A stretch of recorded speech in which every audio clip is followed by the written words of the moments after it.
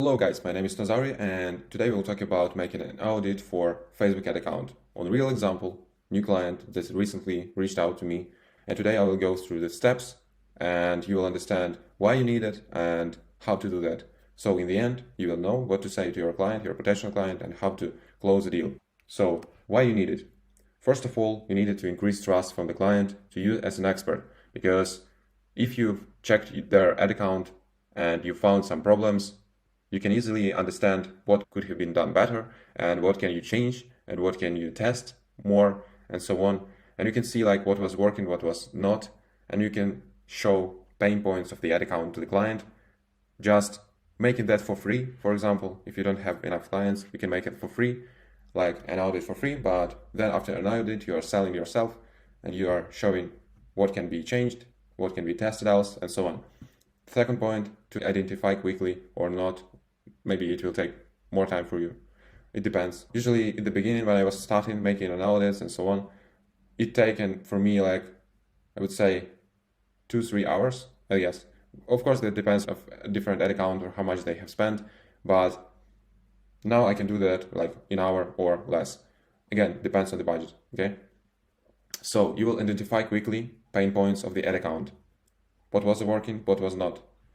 You will understand, will it work, the ad account, or not, and what chances exactly are. And also, most important, that you will understand the KPI of the ad account and the metrics that are normal for this account, because in different niches, there are different metrics, different costs for each stage of the funnel.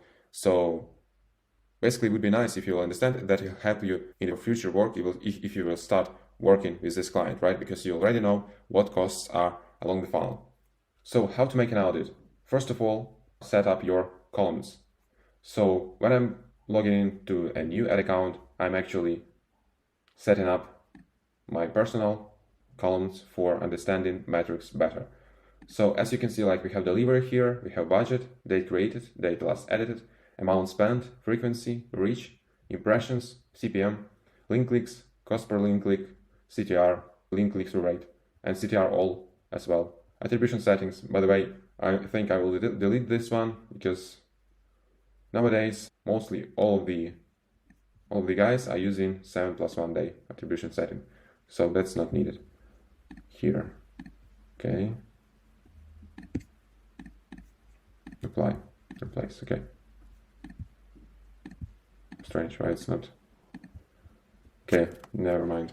Landing page views, cost per landing page view, content views, cost per content view, add to carts, cost per add to cart, checkouts initiated, cost per checkouts initiated, purchased, and cost per purchase, purchase conversion value, and ROAS. That's what you need for e-commerce funnel. Okay, next thing what you need to do. Next thing is to look for the last 180, 90, 30 days time frame. You can look even further for the last year, last 2 years, etc. Even from the beginning when an account just was created, right? But actually half a year is enough for understanding what's working, what's not, as Facebook and or Meta changes really often. So for example, it's not needed to check results before iOS 14, right? Because you can check it, right? But actually it will not give you any information because after iOS 14, everything has changed. So check like recently what was working, what was not. So you select the time frame, for example, starting from last half a year, let's say, okay? But I see here that they were not running ads from March, so I'm going a little bit further than that. I'm starting from the September month, last September, okay? The next step is to sort campaigns from the highest spending to the lowest. So we are sorting by amount spent. Okay, cool. So we can see like for this time, they've spent 2 and 8K. They haven't running ads a lot of time, as clients said to me. They were running ads in September, November, October, and that's all. In August also, 21. And in March, let's date last created. Okay, November 10. November, okay, March 15, January, they were starting something in January. Some campaign with one purchase. Okay, since then, only one campaign in March, also without any results. So you start by amount spent and you go in from the top to the bottom, diving into each of campaign, into every ad set, checking details, what ads were working, what setups, etc. And you also check the metrics, how campaigns, ad sets were performing, okay? So, for example, starting from this one, creative testing, phase null. I don't know what it means for me, because it is naming of the other agency or media buyer, but I understand that, okay, ABO, we see like creative testing, phase 0, frequency 1.7, cost per link click 1.5. By the way, this is a jewelry niche. This is a brand from Switzerland. They were selling in Germany and Switzerland and Austria. And you can see like pretty nice cost per add to cart. Their AOV is about 100 bucks, 100 euro, I would say. Maybe even more, but yeah, actually usually about 100. How can you understand the AOV? Either check in Shopify analytics, or you can just, for example, see from here, 800 bucks divided on 7, you can see like about 110. It's about an AOV of this store. So as you can see, like they were testing different broad audiences for females, 18-40 broad, on purchase campaign, auto placements, it means. And most of the money were spent here and here. Of course, they tested also these. Clicks were high there. Okay. The content views were cheaper here. Also, I see great results, but I don't know why those were stopped. So I will ask a client about that. And you can also check all the ads, sort by them, amount spent, and you can understand what ads were working. So you can then duplicate it, use it in your campaigns. You can try that again, why not, right? If it was working, it may be working again, because people, like even the same approach for Black Friday, for 14th February, for different occasions can work each year. So because people usually, they are forgetting. They see so many ads that they are forgetting about everything, like in a week or even like 3 days, you know. So you can like try that again. Why not? If you have those ads. Okay, so you see like for broad, they achieved like 6, 4, cost per add to cart, 1 on average, 1.2, 1.3, cost per content view, cost per landing page view was 1.2. The best one that we want to achieve, right?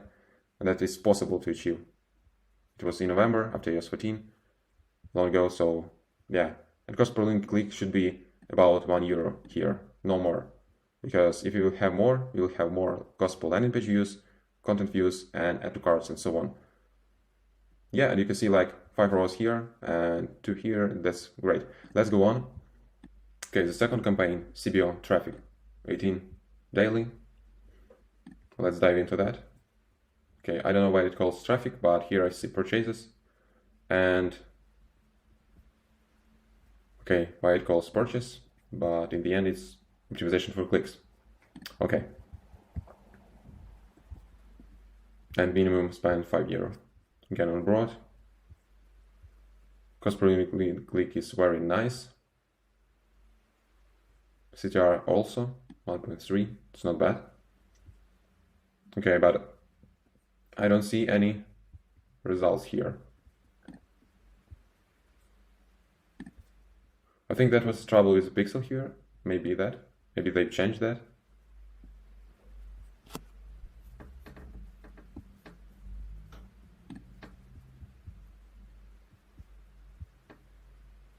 Okay, they haven't enabled app set to events. So we are checking actually. If you see that there are ads without any metrics, check inside, because I think they were just duplicating the previous campaign from the purchase, and they haven't even changed namings. And they usually, like when you duplicate an ad sets from different type of campaign, like from purchase to traffic or for traffic to purchase optimization, those tracking disables automatically. So you need to enable that again. Make sure you will do that. I've seen that a lot. Okay, nothing to watch here then. Let's go to this one. Again, broad, too many broad audiences. I don't know why they've used so many broad audiences. But we will find out, right?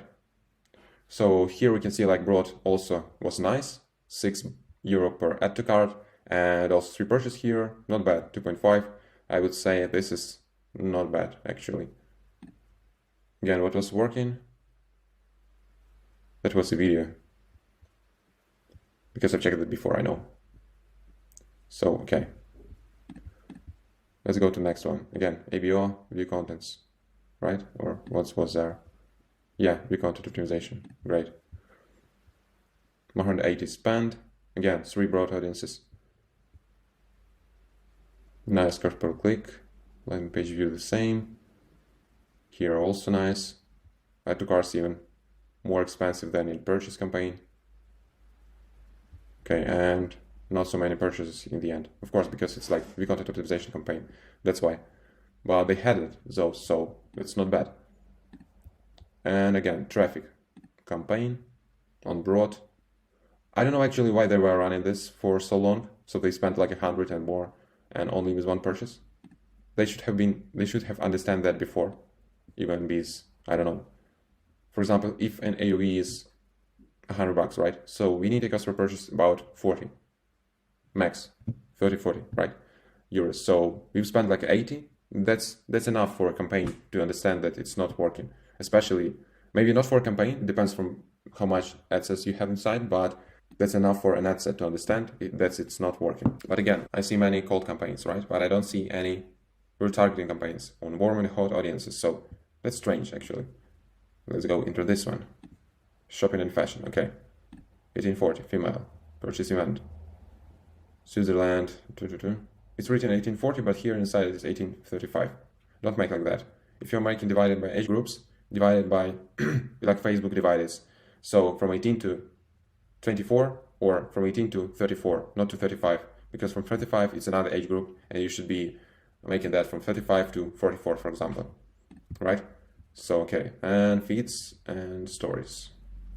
And video again. What was here?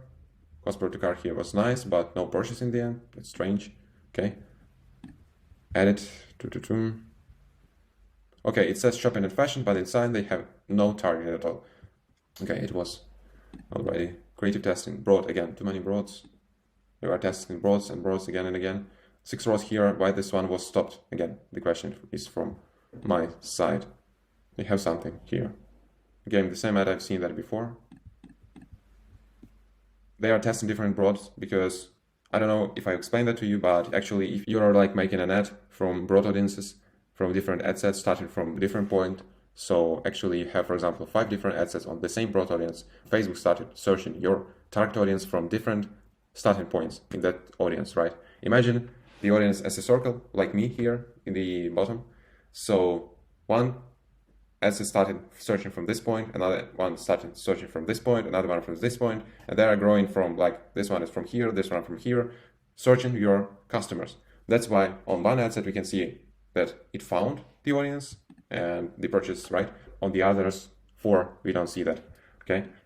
So the next one, offer testing. Different interests, okay? Let's see if they really selected those interests. Luxury goods, shopping and fashion, Tiffany and Co. Okay. Amounts matter 100.